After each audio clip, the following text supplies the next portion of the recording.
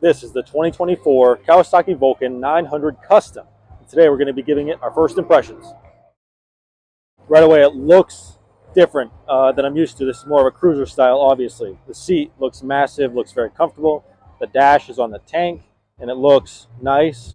The handlebars look very oddly shaped. I'm not sure how this is going to feel.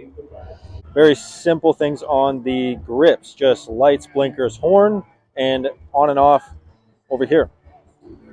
This is a belt drive. It is a single disc in the front, single disc in the rear. Huge pipes on the right side of the bike. And forward leaning pegs. So this should be an interesting ride. Let's get into it. It feels really light. It looks massive, but it feels really light. This is the Vulcan 900 Custom from Kawasaki. And this is smooth. I just took off. And it's got this low rumble, and it's really smooth. My feet, not the most comfortable I've ever been on a bike, but it's not bad. My hips aren't cramping up. 6'4", sitting on this bike. Yep, almost put my feet down lower.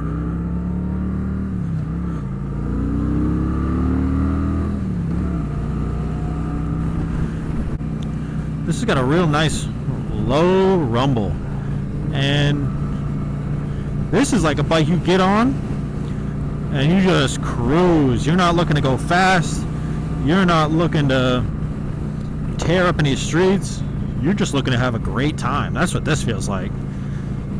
I like the feel of this engine. Shifting way up does not feel normal.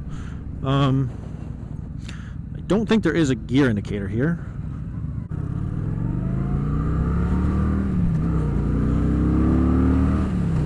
Doesn't look like there's RPMs either. Alright, my right hip is starting to cramp up a little bit.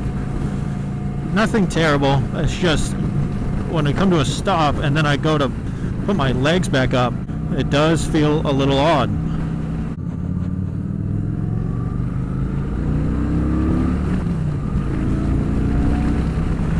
RPM gauge, it is kind of hard to tell when you're supposed to shift on this. Just kind of starts to vibrate your hands a lot, and I'm just shifting when that happens. I don't know if I'm supposed to or not. Handlebars are spaced out appropriately. Mirrors are friggin' huge. I love the mirrors. There is a little bit of vibration, but expect a little bit. Foot pegs don't feel a ton of vibration. The dash is odd. I think I like it less than I thought it would. It's not very intuitive when you look at it, like what you're looking at. Obviously miles per hour is the biggest thing. Odometer and fuel gauge. That's basically it. So it is a little bit windy right now, and I'm getting pushed around more than I would expect for a 900. This is a pretty big bike. And I am getting pushed around a little bit more than I thought I would. I don't mind this. Like right there.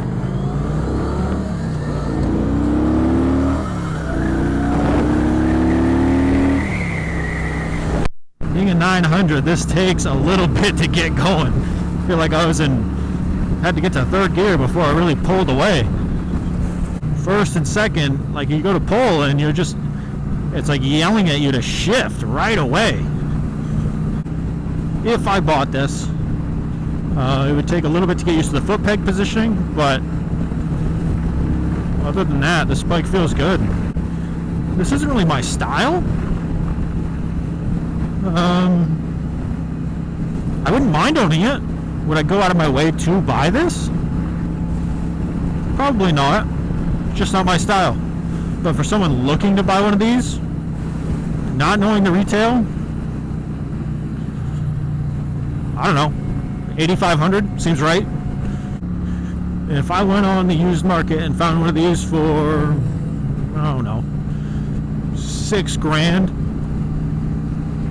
I wouldn't really think it was like an absolute steal, but I don't think I'd feel ripped off either.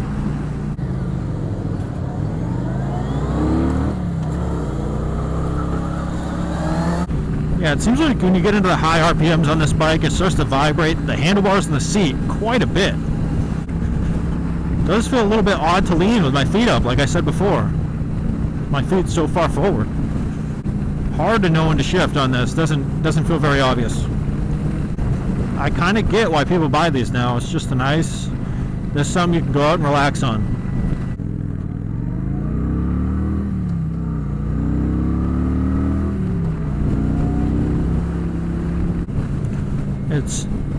The bike feels light, but it's not extremely flickable.